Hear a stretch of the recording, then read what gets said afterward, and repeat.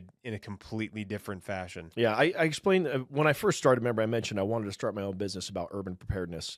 Yeah. And one of the things that I learned in that time is that your level of security is based on the moral compass of the environment you're in. So if you have high moral standards in a community and their belief structures are like yours or whatever, Yeah. if they're high moral standards, there's less likelihood of civil discourse occurring. So again, geopolitical differences of how the left was running Spokane and the right was running Coeur d'Alene. Mm. So Idaho is obviously a Republican state. Washington's obviously a Democrat state. In Idaho, morals are different than what's going on in Washington. So Idaho is only one state. It's touching Washington State. Yeah, up in the Panhandle.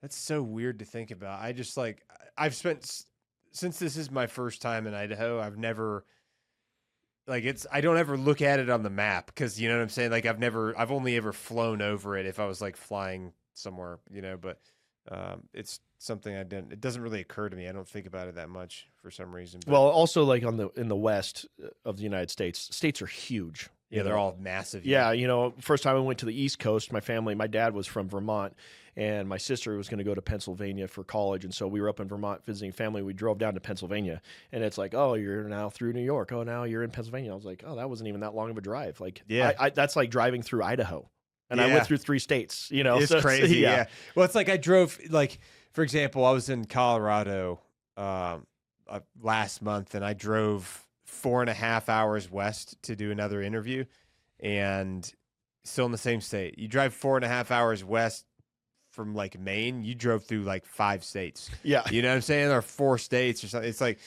it's just a very different perspective on just, you know, distance and stuff like that. Like, you know, people, for example, people in like Oahu who are in Hawaii might take you an hour and a half to drive the full circumference of the whole island.